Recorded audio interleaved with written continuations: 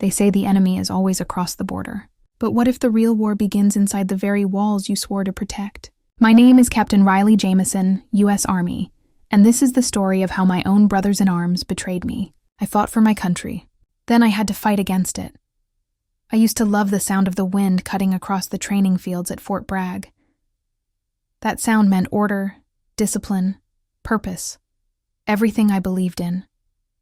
At 29, I was one of the youngest female captains in my division, an intelligence officer trusted with missions that could change the course of operations overseas. My team respected me. They called me Steelheart because no matter how bad things got, I never broke. But back then, I was just Riley, a soldier who still believed in loyalty, in the system, in brotherhood. And the man I trusted more than anyone was Colonel Nathan Cole, my commanding officer. He was sharp, calm under pressure, the kind of leader everyone wanted to follow. Over time, he became my mentor, and maybe something more than that. I never said it out loud, but I looked at him as more than a superior. He was someone I admired, someone I believed in. Everything changed the day he called me into his office and handed me a classified folder. Inside was the briefing for Operation Dawnfire, a covert mission to recover sensitive drone data before it fell into enemy hands. He told me I was the only one he trusted to lead it. I remember the pride I felt that night. I didn't know it would be the last time I ever felt proud of wearing that uniform. The mission went south faster than I could process. We were ambushed before we even reached the extraction point. It was as if the enemy knew our coordinates before we got there. 2 of my men died on the spot. The others were badly injured. I barely made it out alive. The moment I got back to base, still bruised and shaken, I expected a debriefing. Instead, I was arrested. The accusation? Treason. They claimed I leaked the coordinates. They had evidence. Encrypted messages traced back to my laptop. Data transfers under my clearance code. At first, I laughed. I thought it was a bad joke, a bureaucratic mix-up that would be cleared up within hours. Then I saw Nathan sitting across from me in the tribunal. He didn't look at me once, didn't speak, didn't lift a finger to defend me. That's when the laughter died in my throat. That's when I realized this was no mistake. In a single afternoon, they stripped me of my rank, my title, and my honor. The uniform I had bled for was ripped from my back. I went from Captain Avery Jameson to inmate 4712 in a military prison in Kansas. They called me a traitor, and the world forgot I ever existed. Prison breaks you in ways that aren't visible. The walls don't just confine you. They whisper to you. They replay the day you lost everything over and over until it becomes part of your bones. But while everyone else counted days, I counted details. Every guard rotation, every rumor, every whisper of corruption in the system. 3 years. That's how long I stayed silent. 3 years of listening, watching, and waiting. One of the guards, a former sergeant who believed my story, told me once, "If you didn't do it, Captain, someone made damn sure you took the fall." He was right. So I learned everything I could about the man who set me up.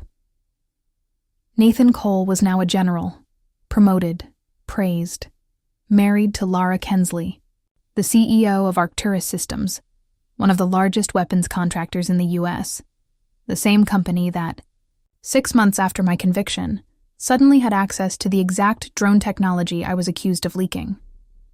That was the moment I stopped being a prisoner. I became something else, a strategist without a uniform, a soldier without an army. When I finally walked out of those gates, I didn't look back. I took a new name, Mara Quinn, and vanished. No one knew I was alive. I rented a small apartment in Virginia, worked nights in a warehouse, and used every free hour to build a digital trail that didn't exist. Through old military contacts and a few sympathetic tech specialists, I started piecing things together. Arcturus wasn't just dealing in legal weapons contracts. They were running off-the-record military ops, mercenary style, using stolen government tech. Every trace of evidence pointed back to Operation Dawnfire, and behind it all, Nathan Cole. But this time, I wasn't going to run to the system for help. This time, I'd fight the war my way. My first move was to make them believe I was still gone, forgotten. Then, slowly, I started feeding information to journalists under anonymous accounts. Leaks about Arcturus, financial reports, redacted documents, little drops of poison that made the company start to rot from the inside. When that wasn't enough, I went in deeper. I applied for a job with one of Arcturus's shell companies under a fake identity. Data analysis, Low level, no visibility. It didn't take long to find what I needed.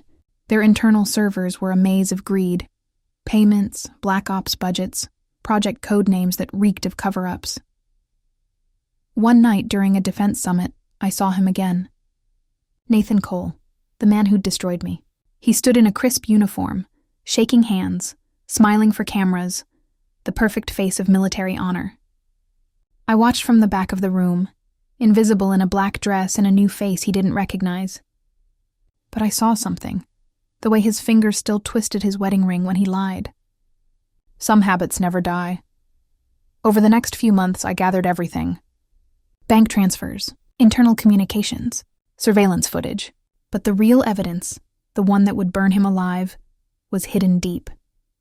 One night, I broke into his private study at the Arcturus compound. The walls smelled like leather and betrayal.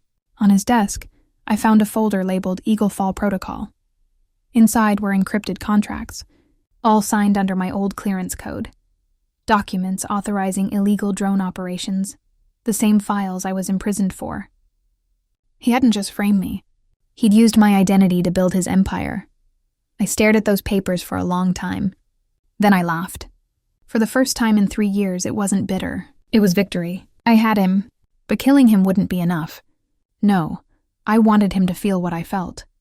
The slow, creeping terror of losing everything. I leaked the files to multiple sources. Federal investigators, journalists, even Arcturus's own board of directors. But I wasn't done. I wanted to see his face when his world crumbled. So I sent him an invitation to a veterans gala in Washington, D.C., hosted under my alias. He came, of course. Nathan Cole never turned down an opportunity to show off his uniform. When I walked up to him, he didn't recognize me at first. Then I said, "Hello, Colonel." The color drained from his face. His lips parted, searching for a word, a lie, anything. "Riley?" he whispered. I smiled. "You taught me everything I know about strategy, sir. I just applied it." The lights in the hall flickered as phones buzzed around us. Screens lit up with breaking news alerts. Arcturus systems under investigation for treason and war crimes. Live footage rolled.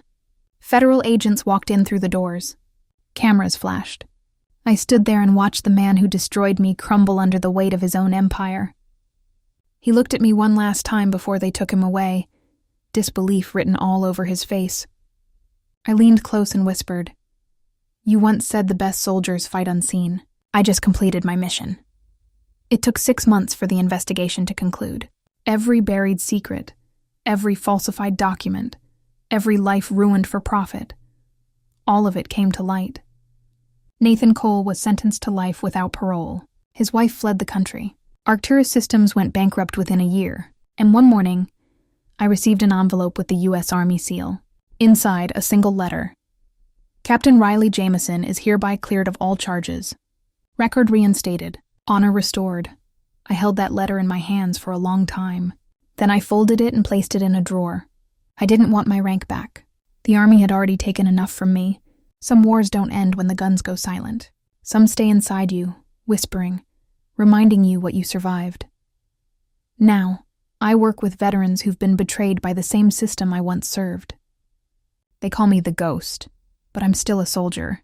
My war just looks different now. Because when you take everything from a soldier, when you strip her of her name, her honor, her soul, you don't destroy her. You create a weapon you can't control. My name is Captain Riley Jameson, and this time the mission was personal.